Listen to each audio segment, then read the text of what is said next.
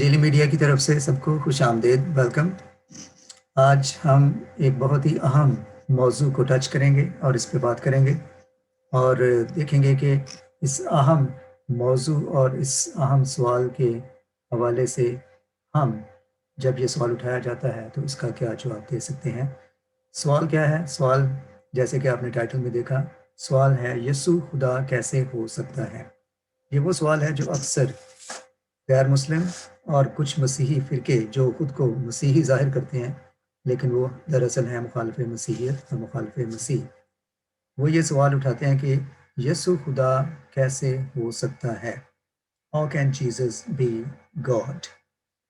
یوں تو مسیحیت اپنے آغاز ہی سے اپنے مخالفین کے بے دریغ تنقید اور بے شمار اعتراضات کا سامنا کرتی آئی ہے، لیکن ان تمام اعتراضات میں سے تین ہمیشہ سے نمایاں رہے ہیں اور تقریباً ہر دور میں بار بار یہ اعتراضات یا یہ سوال اٹھائے جاتے ہیں۔ آج بھی مخالفین مسیح اور مخالفین مسیحیت یہی سوال اٹھاتے ہیں اور اکثر مسیحیوں کو ان سوالوں کے جواب دینے میں دقت پیش آتی ہے یا انہیں ان کا جواب دینے کے لیے مکمل طور پہ علم حاصل نہیں ہوتا۔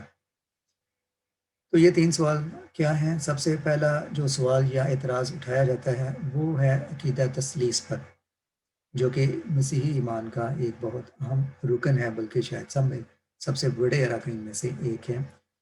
تو کہا جاتا ہے کہ عقیدہ تثلیث دراصل نائسین کونسل کے بعد یہ تخلیق ہوا یا وجود میں آیا، اس کا بائبل میں کوئی ذکر نہیں ملتا۔ تو ایک تو یہ اعتراض ہے، اس کے اوپر کبھی تفصیل سے دوبارہ بشرط حیات بات کی جائے گی، لیکن ابھی اس ویڈیو میں ہم اس پہ زیادہ بات نہیں کریں گے۔ دوسرا سوال جو اکثر اٹھایا جاتا ہے وہ یہ ہے کہ یسوع خدا کا بیٹا کیسے ہو سکتا ہے؟ یہ بھی بڑا اہم سوال ہے اور اس پہ بھی ہم اس ویڈیو پہ نہیں بلکہ ایک اور ویڈیو پہ بات کریں گے۔ تیسرا اہم سوال جو اٹھایا جاتا ہے وہ یہ ہے کہ یسوع خدا کیسے ہو سکتا ہے، اور آج کا ہمارا موضوع یہی ہے کہ یسوع خدا کیوں کر ہو سکتا ہے، یہ کیسے ممکن ہے کہ یسوع جو کہ انسان کے روپ میں آیا وہ خدا کیسے ہو سکتا ہے؟ اگر دیکھا جائے تو یہ تینوں سوالوں کا تعلق نظریہ تثلیث یا عقیدہ تثلیث سے ہی بنتا ہے، تاہم آج ہم اس تیسرے سوال پر ہی غور کریں گے اور دیکھیں گے کہ اس اعتراض یا اس سوال کے کیا جواب دیے جا سکتے ہیں۔ تو آئیے چلتے ہیں ہم اپنے اس اہم سوال کے جواب کی طرف اور اس کا جائزہ لیتے ہیں کہ اس کے بارے ہم کیا کہہ سکتے ہیں۔ چونکہ یہ موضوع نہایت وسیع اور عریض اور حساس ہے، اور دقیق بھی ہے، مشکل بھی ہے، اور اسے سمجھنا اور سمجھانا آسان نہیں ہے، اس لیے میں درخواست کروں گا کہ سننے والے بشمول میں ہم سب کو ان سوالوں کے جواب تلاش کرنے کے لیے بہت زیادہ مطالعے کی ضرورت ہے، مزید مطالعے کی ضرورت ہے، اور سب سے بڑی اہم بات یہ ہے کہ جب بھی مطالعہ کریں تو خدا کے پاک روح کی ہدایت مانگ کر اس کے طلبگار ہو کر اس کا مطالعہ کریں، کیونکہ اس کے بغیر ہم کسی چیز کو نہ سمجھ سکتے ہیں اور نہ کسی کو خود سمجھا سکتے ہیں۔ مقصد یہ ہے کہ آخر میں جو بھی ہو اس میں خدا کا نام جلال پائے۔ تو آئیے چلتے ہیں اس سوال کی طرف، ایک بار پھر دیکھتے ہیں کہ سوال یسوع خدا کیسے ہو سکتا ہے۔ تو آئیے اس سوال کا جائزہ لیں اور دیکھیں کہ ہم اس کا کیا جواب دے سکتے ہیں۔ تو سوال ہے کہ خدا انسان کیسے بنا؟ کیونکہ یسوع انسان کے روپ میں آیا، تو اگر وہ انسان کے روپ میں آیا تو ایک انسان یسوع خدا کیسے ہو سکتا ہے؟ ویسے تو میرے ذہن میں ایک اور بات آ رہی ہے کہ لوگ کہتے ہیں کہ دنیا میں بھی جگہ جگہ لوگ خدا بن بیٹھتے ہیں، جب کسی کے پاس چار پیسے آ جاتے ہیں یا کوئی عہدہ مل جاتا ہے تو لوگ اس دنیا میں ہی خود کو خدا بنا بیٹھتے ہیں۔ کسی شاعر نے کیا خوب کہا ہے کہ ان گنت میرے خدا اور میں اکیلا آدمی۔ چلیں یہ تو ایک الگ بات ہوئی، لیکن چلتے ہیں اپنے موضوع کی طرف۔ مذہبی لحاظ سے، دینی لحاظ سے، ڈاکٹرینلی دیکھتے ہیں کہ خدا انسان کیسے بن سکتا ہے۔ پیدائش 8 باب 14 میں لکھا ہے کہ کیا خداوند کے نزدیک کوئی چیز مشکل ہے؟ یعنی کہ خداوند کے نزدیک تو کچھ بھی مشکل نہیں، وہ چاہے انسان بن جائے یا انسان کے روپ میں آئے یا کسی اور روپ میں آئے، اس کے لیے کچھ بھی ناممکن نہیں۔ پرانے عہد نامہ میں کئی مقاموں پہ ہم دیکھتے ہیں اور کئی مواقعوں پہ ہم دیکھتے ہیں کہ خدا نے انسان پہ خود کو کیسے ظاہر کیا۔ پیدائش 8 باب کی پہلی اور دوسری آیت میں ہم دیکھتے ہیں کہ خدا ابراہیم کو ممرے کے بلوتوں میں نظر آیا۔ یہاں ہم دیکھتے ہیں کہ ابراہیم کو 3 آدمی ملے، اور کچھ مفسر اپولوجسٹ ان 3 مردوں یا 3 آدمیوں کو ٹرنڈی سے بھی منسوب کرتے ہیں، کیونکہ ابراہیم ان تینوں کو ایک ہی نام سے، خداوند کے نام سے مخاطب ہوتے ہیں۔ لیکن چونکہ اس بات کا تعلق بھی تثلیث سے ہے، تو ہم اس کو تثلیث کے حوالے سے زیادہ نہیں دیکھیں گے۔ پھر ہم دیکھتے ہیں کہ خروج 3 باب 2 آیت میں خدا موسیٰ کو جلتی جھاڑی میں نظر آتا ہے، اور وہ وہاں خدا موسیٰ سے ہم کلام ہوتا ہے۔ ایوب 38 باب میں ہم دیکھتے ہیں کہ خدا ایوب نبی سے بگولے میں سے مکالمہ کرتا ہے۔ پھر قضات 6 باب 14 آیت میں ہم دیکھتے ہیں کہ خدا ایک فرشتے کے روپ میں جدعون پر ظاہر ہوتا ہے اور جدعون سے ہم کلام ہوتا ہے۔ اس کے علاوہ کئی اور مواقع بھی ہیں جہاں ہم دیکھتے ہیں کہ بنی اسرائیل کا جو خدا کے ساتھ تعلق رشتہ جو سفر تھا، اس میں کئی بار خدا بنی اسرائیل کے ساتھ ساتھ آگ کے ستون میں رہا، چٹان میں سے جب چشمہ جاری ہوا، کئی بار خدا بادل میں اسرائیل کے ساتھ اپنی حضوری قائم رکھے ہوئے تھا، کئی بار بادل میں، بجلی میں، دھوئیں میں، بادل کی گرج میں، بجلی کی کڑک میں، جیسے زبور نویس لکھتے ہیں کہ خدا ہر جگہ پہ ہے اور کئی روپ میں خدا ہم سے ہم کلام ہوتا ہے اور اس کی حضوری ہم محسوس کرتے ہیں۔ تو گویا کہ ہم یہ کہہ سکتے ہیں کہ جو چاہے آپ کا حسن کرشمہ ساز کرے، خدا ہے وہ جیسے چاہے اپنے آپ کو اپنے بندوں پہ، انسانوں پہ ظاہر کر سکتا ہے، اس کی ہستی محدود نہیں ہے۔ لیکن یہاں سوال یہ کہنا یا یہ سوال اٹھانا کہ خدا انسان کیسے بن سکتا ہے، اس سے بھی کہیں زیادہ ضروری سوال یہ ہے جو پوچھا جانا چاہیے کہ خدا انسان کیوں بنا؟ کیسے بنا؟ تو اس کے لیے ممکن ہے، جیسے کہ ہم نے دیکھا کہ وہ تو کسی روپ میں بھی آ سکتا ہے، کسی روپ میں بھی ظاہر ہو سکتا ہے اپنے بندوں پہ اور ان سے ہم کلام ہو سکتا ہے۔ لیکن سوال یہ نہیں ہے کہ وہ کیسے انسان بنا، بلکہ سوال یہ ہونا چاہیے کہ وہ کیوں کر انسان بنا، آخر کیا ضرورت پیش آئی کہ خدا کو انسان بننا پڑا۔ علامہ اقبال نے ایک خوبصورت غزل میں کہا تھا کہ کبھی اے حقیقت منتظر نظر آ لباس مجاز میں، کہ ہزاروں سجدے تڑپ رہے ہیں میری جبین نیاز میں۔ تو علامہ اقبال کو تو خدا کو دیکھنے کا شوق ایک اور نظریے سے تھا کہ وہ چاہتا تھا کہ میں خدا کو جب انسانی روپ میں دیکھوں تو میں اس کے آگے سجدے پہ سجدہ کروں اور نہ جانے کتنے سجدے کروں اپنی عقیدت اور اپنا محبت یا ایمان جتانے کے لیے۔ لیکن یہاں ہم اس نظریے سے اس بات کو نہیں دیکھ رہے کہ خدا کو انسان بننے کی کیا ضرورت پیش آئی۔ خدا کو انسان بننے کی ضرورت اس لیے پیش آئی کہ جو انسان اور خدا کے درمیان رشتہ تھا، تعلق تھا، وہ گناہ کی بدولت کٹ چکا تھا، مٹ چکا تھا، اور انسان اور خدا کے درمیان ایک طرح کی سیپریشن ہو چکی تھی، ڈیورس نہیں بلکہ سیپریشن ہو چکی تھی۔ کیونکہ ہم دیکھتے ہیں کہ پیدائش کی کتاب میں لکھا ہے کہ خدا ٹھنڈے وقت میں آدم اور حوا کے ساتھ آ کر باغ میں چہل قدمی کرتا تھا۔ تو وہ جو رشتہ، وہ جو قربت تھی، وہ گناہ کی وجہ سے ختم ہو چکی تھی، اور اب ضروری تھا کہ وہ جو دوری یا علیحدگی گناہ کی بدولت ہو چکی ہے،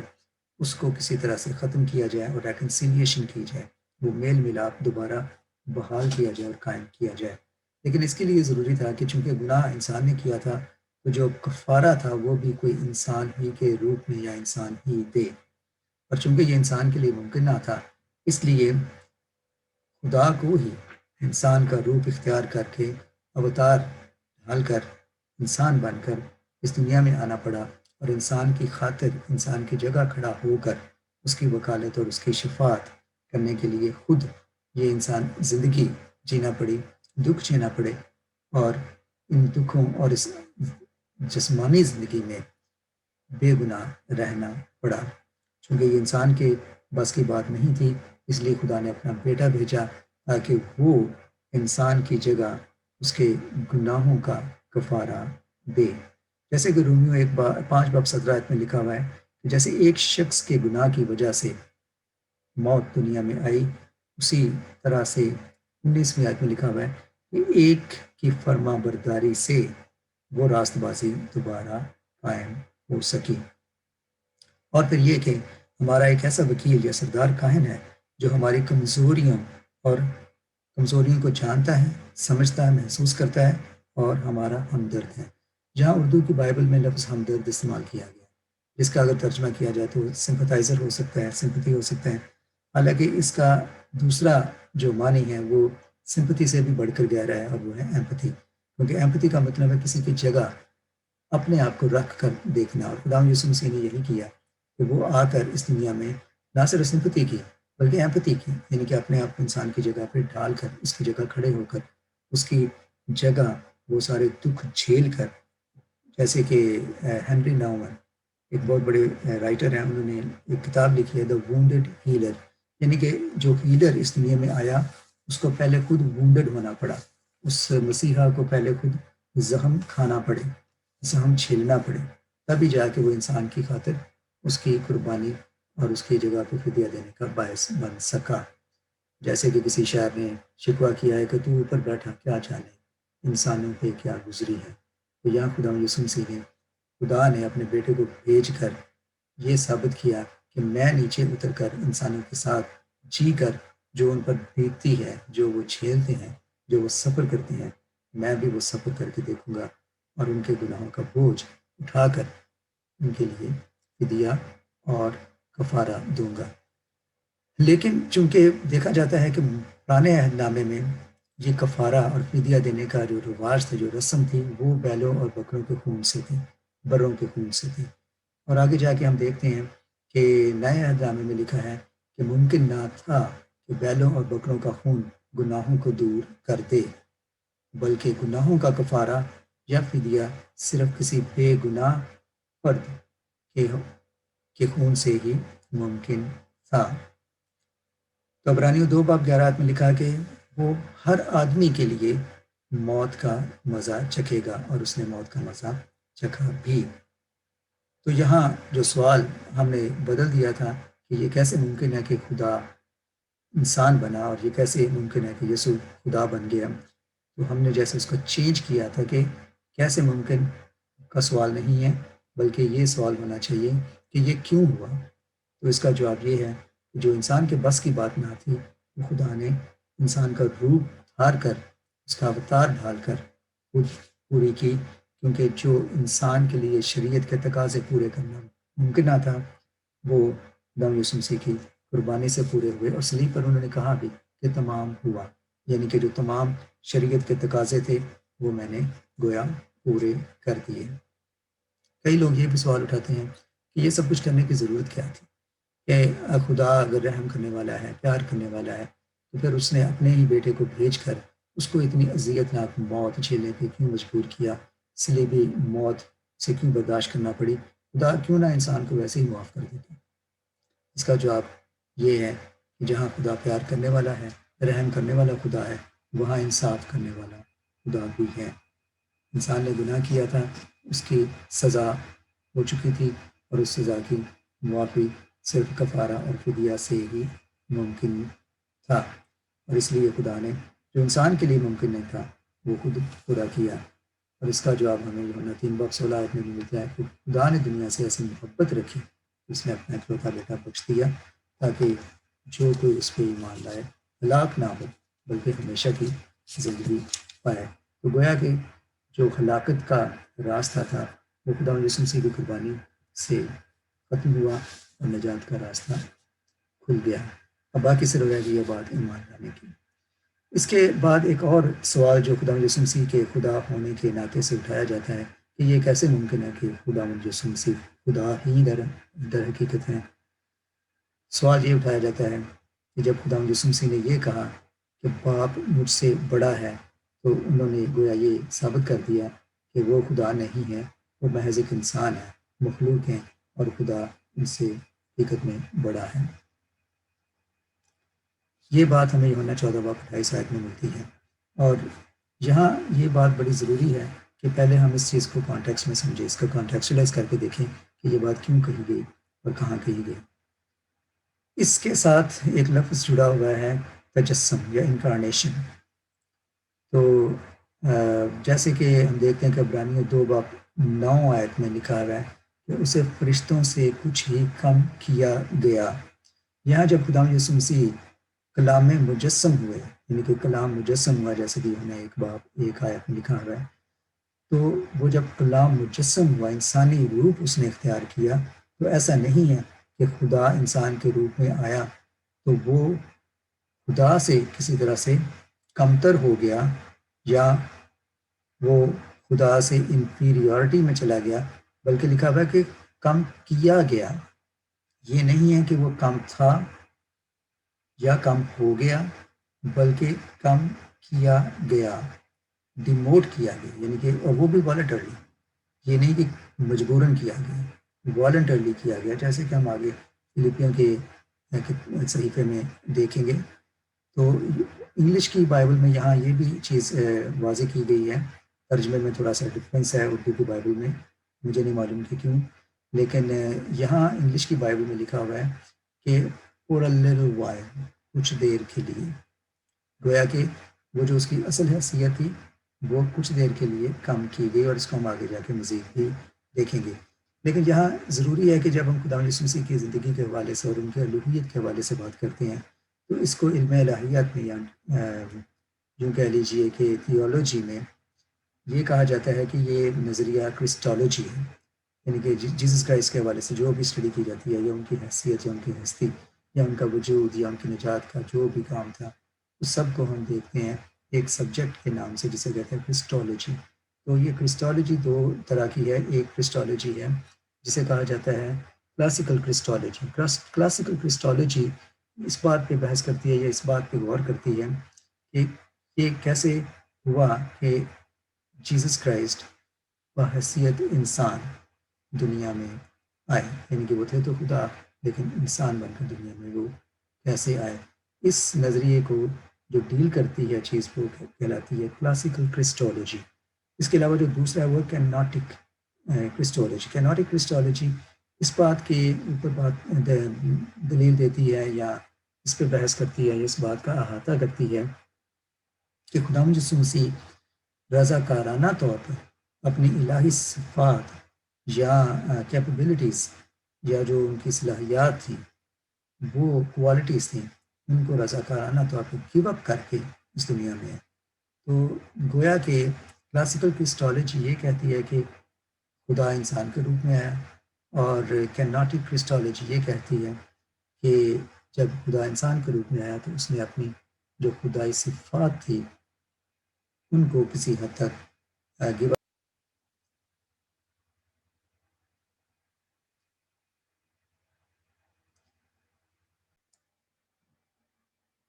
تو خدا یسوع مسیح جب دنیا میں تھے تو انہوں نے والنٹرلی اپنی الہی صفات میں کمی کی ہوئی تھی، جانتے بوجھتے ہوئے بھی انہوں نے اپنے وہ پریروگیٹیوز جو کوالٹیز تھی، صفات تھی، ان میں وہ کمی کی ہوئی تھی، کیونکہ اس وقت وہ ایک خادم کی حیثیت سے دنیا میں موجود تھے، کیونکہ ان کا ایک مشن تھا جس پہ وہ مامور تھے۔ یہاں جو سوال اٹھایا جاتا ہے کہ خدا یسوع مسیح نے یہ کیوں کہا کہ باپ مجھ سے بڑا ہے، لیکن یہاں سوال پوچھنے والے یہ بات نظر انداز کر دیتے ہیں کہ خدا یسوع مسیح نے اپنے شاگردوں سے ایک اور بات بھی یہاں کہی تھی، اور یہ کہا تھا کہ جب میں دنیا سے چلا جاؤں گا تو تم مجھ سے بھی بڑے بڑے کام کرو گے۔ تو کیا ہم یہ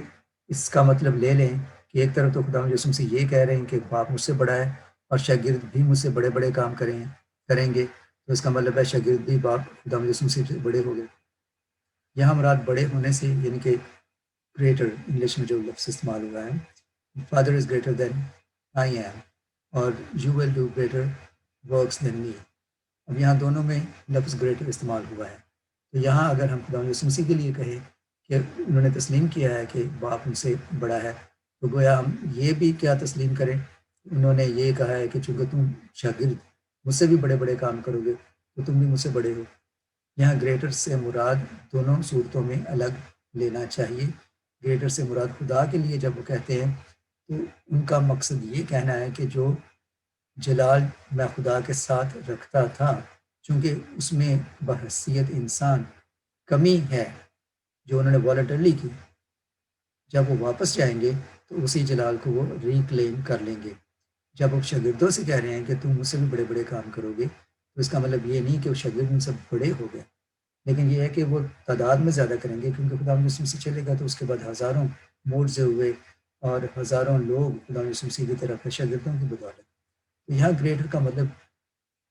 یہ لینا کہ یہاں شاگردوں کو بھی خدا مسلم سے اپنے آپ سے بڑا کہہ رہے ہیں، تو آپ خود سمجھ سکتے ہیں کہ یہ کتنی معقول بات بنتی ہے۔ اس لیے ہر چیز کو اس کے کانٹیکس میں دیکھنا بڑا ضروری ہوتا ہے، اور اس کو بڑے انصاف کے ساتھ اور صاف دلی کے ساتھ دیانتداری کے ساتھ سمجھنے کی کوشش کرنی چاہیے، نہ کہ صرف الزام تراشی کے لیے، کیونکہ اگر الزام تراشی ہی کرنی ہے تو پھر انسان بے شمار مواقع تلاش کر لیتا ہے۔ اسی حوالے سے ہم دیکھتے ہیں کہ خدا یسوع مسیح نے جب شاگردوں سے کہا کہ باپ مجھ سے بڑا ہے، تو انہوں نے ساتھ، اگر ہم دیکھیں یوحنا 17 باب، یوحنا 17 باب میں بڑی اہم چیز ہم دیکھتے ہیں کہ یوحنا 17 باب میں لکھا ہے کہ اور اب اے باپ، یہ وہ دعا ہے جو خدا یسوع مسیح اپنے شاگردوں کے لیے اور اپنے ایمانداروں کے لیے کرتے ہیں۔ لکھا ہے اور اب اے باپ، تو اس جلال سے جو میں دنیا کی پیدائش سے پیشتر تیرے ساتھ رکھتا تھا، مجھے اپنے ساتھ جلالی بنا دے۔ جب خدا یسوع مسیح نے فرشتوں سے کہا تھا کہ باپ مجھ سے بڑا ہے، تو انہوں نے ساتھ یہ بھی کہا تھا کہ خوش ہو کہ میں واپس باپ کے پاس جا رہا ہوں۔ کیوں؟ کیونکہ وہ جو جلال خدا باپ کے ساتھ رکھتا تھا، جب خدا یسوع مسیح واپس باپ کے پاس جانے والے تھے، تو انہوں نے شاگردوں سے کہا کہ تم خوش ہو کہ میں واپس خدا کے پاس جا رہا ہوں، اور وہ جلال کو ریکلیم کر رہا ہوں جو ان کا جلال تھا جو خدا کے ساتھ شیئر کرتے تھے۔ بلکہ یہ بھی انہوں نے کہا 13 اور 14 آیت میں، یوحنا 14 باب کی، کہ میرے نام سے جو مانگو گے تمہیں ملے گا، یعنی مجھ سے دعا کرنا ہے کہ جب میں آسمان پہ چلا جاؤں تو مجھ سے دعا کرنا ہے، کیونکہ میں وہاں جا کے جو خدا کی حیثیت ہے وہی میری ہوگی، میں اور خدا باپ ایک ہی ہوں گے۔ یہ نہیں کہا کہ جب میں آسمان پہ چلا جاؤں تو باپ سے دعا کرنا، بلکہ یہ کہا کہ مجھ سے دعا کرنا، یعنی میں وہ دعا سنوں گا، میں وہ دعا پوری کروں گا، کیونکہ دنیا میں رہتے ہوئے خدا یسوع مسیح ایک انسان کے روپ میں تھے۔ اسی لیے انہوں نے خدا یسوع مسیح نے شاگردوں سے کہا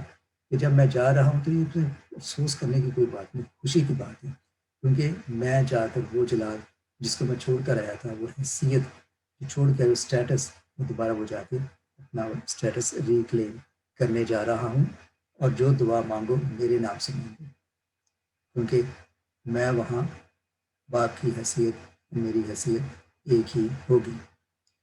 دنیاوی طور پہ دنیا میں رہتے ہوئے انہوں نے اپنی وہ جلالی فطرت کافی حد تک تیار دی تھی جو وہ واپس جا کر حاصل کرنے جا رہے تھے۔ تو گویا ایک بار پھر باپ اور بیٹا یکجا ہونے والے تھے، جیسے کہ ہم نے آیت میں پڑھا کہ وہ جلال جو میں تیرے ساتھ ابتدا سے شیئر کرتا تھا، اس کو دوبارہ میں کلیم کر سکوں۔ اور پھر آگے جا کے 11ویں آیت میں انہوں نے یہ بھی شاگردوں کو یقین دہانی کرائی، یہ لفظ استعمال کیے کہ میرا یقین کرو کہ میں اور باپ ایک ہی ہیں۔ تو گویا کہ دنیا میں رہتے ہوئے میں باپ سے کم ہوں، کیونکہ میں بحیثیت انسان ہوں، لیکن جب واپس باپ کے پاس جاؤں گا میں اور باپ ایک ہی ہوں گے۔ اور وہ جو کم تھے وہ بھی انہوں نے، یہ نہیں کہ وہ کم تھے، بلکہ وہ والنٹرلی انہوں نے وہ اپنی حیثیت گیو اپ کر رکھی تھی۔ اسی بات کو لے کے کچھ مسیحی فرقے جو کہ مسیحی نہیں ہیں لیکن کہلاتے اپنے آپ کو مسیحی ہیں، یہ بھی پوائنٹ اٹھاتے ہیں کہ خدا یسوع مسیح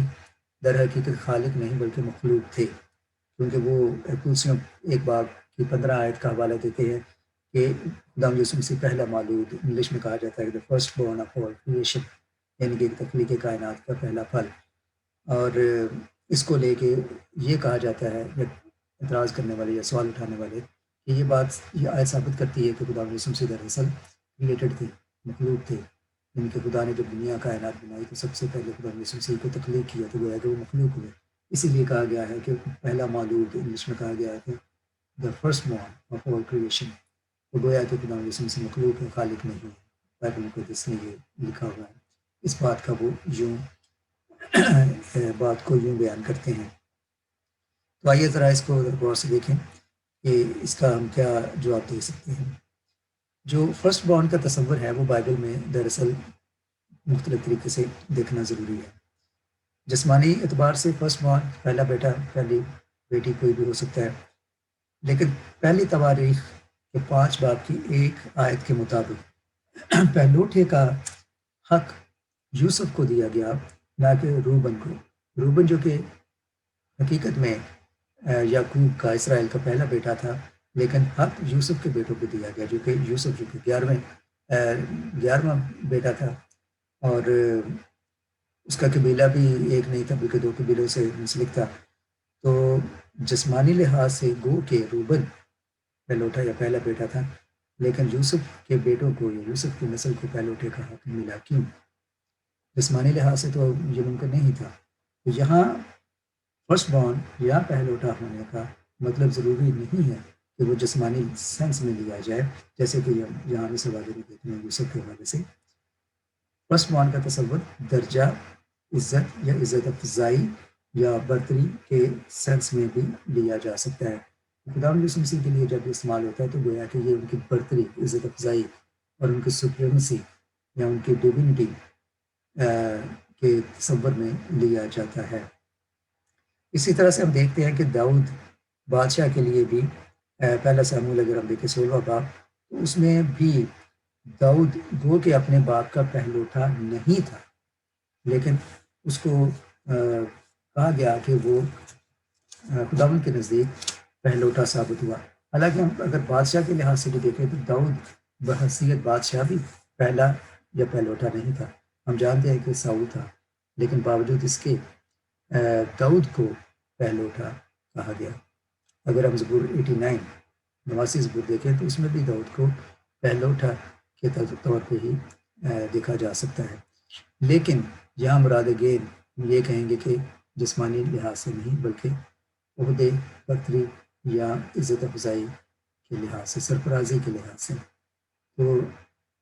ہر چیز کو لفظی معنی میں دیکھنے سے پہلے ان کا جو تصور ہوتا ہے، ان کا جو مفہوم ہوتا ہے، کنٹیکسچولائزیشن کی، اس کو سمجھنا بہت ضروری ہے. اور یہ بھی ضروری ہوتا ہے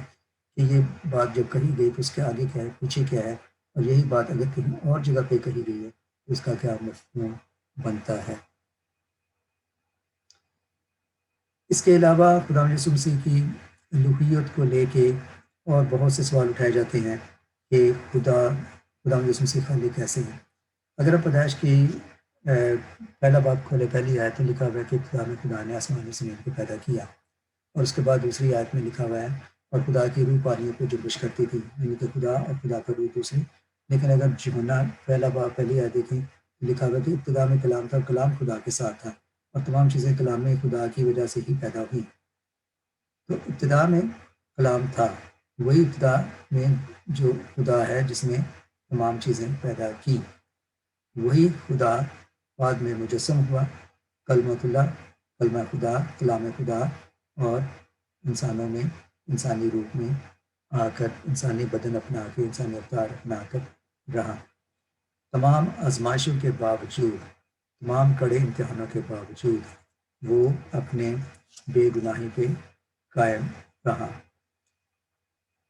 اس لیے جو اعتراض کیے جاتے ہیں ان کو، اعتراض کرنے والوں کو اس بات کا پہلے علم ہونا چاہیے کہ وہ جو بات کر رہے ہیں وہ کس کانٹیکس میں دیکھ کے کر رہے ہیں، اور اس بات کو پورا سمجھنے سے پہلے وہ اعتراض نہ اٹھا دیں. عبرانیوں 2 باب 9 آیت میں واضح طور پہ لکھا گیا کہ اسے فرشتوں سے کم کیا گیا. یہ نہیں کہ وہ فرشتوں سے کم مخلوق ہوا یا تخلیق کیا گیا، بلکہ کم کیا گیا، یعنی کہ والنٹرلی اس نے اپنی وہ حیثیت، جو خدائی حیثیت تھی، الہی حیثیت تھی، اس کو کم کیا اور وہ خادم بن کر اس دنیا میں آیا. اور اسی لیے اس نے کہا کہ فادر از گریٹر دین آئی، آپ مجھ سے بڑا ہے۔ اس کے علاوہ اگر مردوں میں سے پہلا پھل خدا یسوع مسیح کے حوالے سے جو بات کی گئی ہے، تو اس میں بھی یہی بات آ جاتی ہے کہ اعتراض کرنے والے کہتے ہیں کہ خدا یسوع مسیح کو یہ کیوں کہا گیا کہ فرسٹ فروٹ آف ریزریکشن، یعنی کہ مردوں میں سے جی اٹھنے والا پہلا، جبکہ پرانے عہد نامے میں ہم دیکھتے ہیں کہ الیشا نبی نے ایک بچے کو زندہ کیا، شونیم کی بیوہ، شونیم کی خاتون جو جس کے گھر میں وہ رہتے تھے، اور اس کے علاوہ الیشا کی ہڈیوں کے ساتھ ایک مردے کو جب دفن کیا گیا تو وہ ہڈیوں سے چھوتے ہی زندہ ہو گیا۔ تو یہ کیوں کر ممکن ہے کہ خدا یسوع مسیح در حقیقت پہلے پھل ہے ریزریکشن کے، جبکہ پہلے بھی ریزریکشن ہو چکی تھی، بلکہ خدا یسوع مسیح نے خود ریزریکشن کی، لازر کی، اس کے علاوہ اور بھی ریزریکشنز ہیں۔ بلکہ یوحنا انجیل کی آخری آیت میں لکھا ہے کہ خدا یسوع مسیح نے اس قدر زیادہ کام کیے کہ اگر ان سب کا بیان کیا جائے تو دنیا بھر کی شاید سیاہی کم پڑ جائے اور زمین کم پڑ جائے کہ انہیں لکھا جائے، تحریر میں لایا جائے۔ تو ہم نہیں جانتے کہ کتنے مردے زندہ کیے گئے اور کیا کیا معجزے کیے گئے۔ تو جو ہم جانتے ہیں اس لحاظ سے بھی اگر دیکھا جائے تو اعتراض کرنے والے یہ کہتے ہیں کہ یہ کیسے ممکن ہے کہ خدا یسوع مسیح فرسٹ فروٹ آف ریزریکشن، یعنی کہ مردوں میں سے جی اٹھنے والے وہ پہلے ہیں۔ تو اعتراض کرنے والے کیا کہتے ہیں کہ پہلے بھی زندہ ہوئے اور خدا یسوع مسیح کو خود ہی زندہ کیے، وہ خود کیسے فرسٹ فروٹ آف ریزریکشن ہو گئے؟ جواب سمپل ہے، جتنے بھی زندہ ہوئے وہ کہاں ہیں؟ کیا وہ مر گئے یا ابھی تک زندہ ہیں؟ وہ سب دوبارہ واپس خاک میں خاک ہوئے۔ First fruit of resurrection Jesus Christ اس لیے ہیں کیونکہ وہ آج تک زندہ ہے، کیونکہ وہ ریزریکشن کی نشانی تھی، علامت ہے کہ دیر از اے ریزریکشن آفٹر ڈیتھ۔ اسی لیے پولس رسول نے کہا ہے کہ اگر خدا یسوع مسیح زندہ نہ ہوتے تو ہماری منادی ابس تھی، بیکار تھی، فضول تھی۔ یعنی کہ خدا یسوع مسیح کا زندہ ہونا ایک نشانی ہے، ایک علامت ہے، ایک ایشورنس ہے ریزریکشن کی۔ ایک ایسی ریزریکشن ہے، انسان مریں گے اور دوبارہ زندہ ہوں گے، کیونکہ خدا یسوع مسیح مرے اور دوبارہ زندہ ہوئے۔ اس لیے یہ کہنا کہ وہ پہلے پھل ریزریکشن کے نہیں ہیں بالکل غلط ہے، کیونکہ وہی پہلے پھل ہے ریزریکشن کے، کیونکہ انہی کی ریزریکشن ان سب کی گارنٹی ہے، ان سب کے لیے گارنٹی ہے کہ موت کے بعد زندگی ہے، کیونکہ جو مر گئے اور زندہ کیے گئے، چاہے وہ الیشا نبی نے کیے یا خدا یسوع مسیح خود کیے، وہ دوبارہ مر گئے۔ اس لیے ہم ان کو پہلا پھل نہیں کہہ سکتے، لیکن خدا یسوع مسیح پہلا پھل اس لیے ثابت ہوئے کیونکہ ان کے بعد وہ زندہ ہوئے اور آسمان پہ چلے گئے۔ تو یہ بہت سے اور بھی اسی طرح کے سوال ہیں جو خدا یسوع مسیح کے خدا ہونے کے حوالے سے کیے جاتے ہیں، لیکن ان سب سوالوں کے جواب بالآخر جا کر ہمیں نظریہ ٹرینٹی عقیدہ تثلیث کے ساتھ ہی جڑے ہوئے ملتے ہیں، جس پہ ہم دوبارہ کبھی بات کریں گے اور اس کو مزید سمجھنے کی کوشش کریں گے۔ پھر یہ بھی سوال اٹھایا جاتا ہے کہ خدا یسوع مسیح اگر خدا تھے تو وہ خدا سے دعا کیسے کر رہے تھے؟ خدا سے دعا کیسے کر سکتا ہے؟ گتسمنی باغ میں خدا یسوع مسیح نے دعا کی، اگر وہ خدا تھے تو صلیب پر جان دیتے وقت انہوں نے خدا کو کیوں پکارا، اے خدا اے پاپا انہیں مجھے کیوں چھوڑ دیا؟ سب باتوں کا جواب وہی بنتا ہے کہ خدا یسوع مسیح نے جب انسانی روپ اختیار کیا تو اپنی الہی جو صلاحیتیں تھیں یا جو آفس تھا، ڈیوائن آفس تھا، ڈیونٹی تھی، اس کو کم کیا، انسانی روپ اختیار کیا، نہ کہ وہ خدا ہی رہے۔ اب سوال کرنے والے پھر یہ سوال کرتے ہیں کہ پھر جب خدا یسوع مسیح نے معجزے کیے تو پھر وہ کیا بحیثیت انسان کر رہے تھے یا بحیثیت خدا کر رہے تھے؟ اچھا سوال ہے، لیکن خدا یسوع مسیح نے جتنے معجزے کیے انہوں نے اپنے آپ کو خدا ثابت کرنے کے لیے نہیں، انہوں نے اپنی خدائی کو یا خدائی صلاحیتوں کو جب ریکال کیا تو وہ دوسروں کی نیکی کے، دوسروں کے لیے نیکی کے لیے کیا، بھلائی کے لیے کیا۔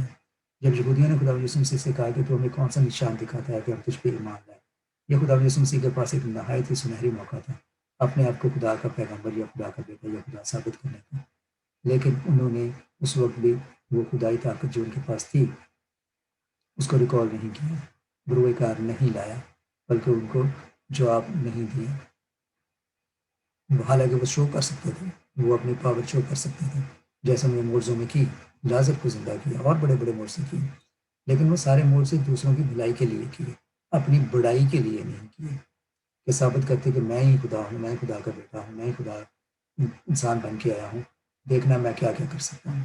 تم مجھ سے مانگو، میں پوچھو مجھے، میں کر کے دکھاتا ہوں۔ لیکن ایسا نہیں کیا، کیونکہ خدا مجھے سب سے ہمبل بن کے ہے، انسان بن کے ہے، ہیومینٹی کا درس دینے کے لیے ہے، نہ کہ اپنی بڑائی کرنے کے لیے ہے۔ ہم اس بات کا خلاصہ کر سکتے ہیں فلپیوں 2 باب کی 6 آیت سے لے کر آیتیں آگے پڑھتے ہیں۔ لکھا ہوا ہے کہ اس نے اگرچہ خدا کی صورت پر تھا، خدا کے برابر ہونے کو قبضے میں رکھنے کی چیز نہ سمجھا، بلکہ اپنے آپ کو خالی کر دیا، ایمپٹیڈ، خالی کر دیا، اور خادم کی صورت اختیار کی، اور انسانوں کے مشابہ ہو گیا، اور انسانی شکل میں ظاہر ہو کر اپنے آپ کو پست کر دیا، یہاں تک کہ فرما بردار رہا، بلکہ صلیبی موت گوارا کی۔ اسی واسطے خدا نے بھی اسے بہت سربلند کیا اور اسے وہ نام بخشا جو سب ناموں سے اعلیٰ ہے، تاکہ یسوع کے نام پر ہر گھٹنا جھکے، خواہ آسمانیوں کا ہو یا خواہ زمینیوں کا، خواہ ان کے جو زمین کے نیچے ہیں، اور خدا باپ کے جلال کے لیے ہر ایک زبان اقرار کرے کہ یسوع مسیح خداوند ہے، خدا یسوع مسیح ہی خدا ہے۔ وہ انسانی روپ اختیار کر کے اس دنیا میں آئے اور اپنی الہی صلاحیت، اپنی الوہیت کو تیاگ دیا، لیکن جب جانے لگے تو انہوں نے کہا کہ میں واپس جاتا ہوں تاکہ وہ جلال جو میں باپ کے ساتھ رکھتا تھا اسے دوبارہ کلیم کر سکوں۔ خدا یسوع مسیح کی ہیوملٹی تھی، انکساری تھی، عاجزی تھی، وہ اس دنیا میں بحیثیت انسان ہے، اور وہ تمام دکھ، وہ اذیتیں، وہ مصائب چھیلے جو ایک عام انسان جھیلتا ہے، بلکہ صلیبی موت بڑی نہایت ہی تکلیف دہ موت سے ہے، تاکہ بحیثیت انسان کا کفارہ کر سکے۔ کیونکہ جیسے کلام میں لکھا ہوا ہے کہ جیسے ایک آدمی کے سبب سے دنیا میں گناہ کی باعث موت آئی، اسی طرح سے ایک آدمی کی قربانی یا اس کی راست بازی کے سبب سے ساری دنیا نجات پائے گی۔ آخر میں یہی کہوں گا کہ ہر ایک زبان یہ اقرار کرے کہ خدا یسوع مسیح ہی خداوند ہے۔ God bless you all. Thank you for watching Angeli Media. Blessings.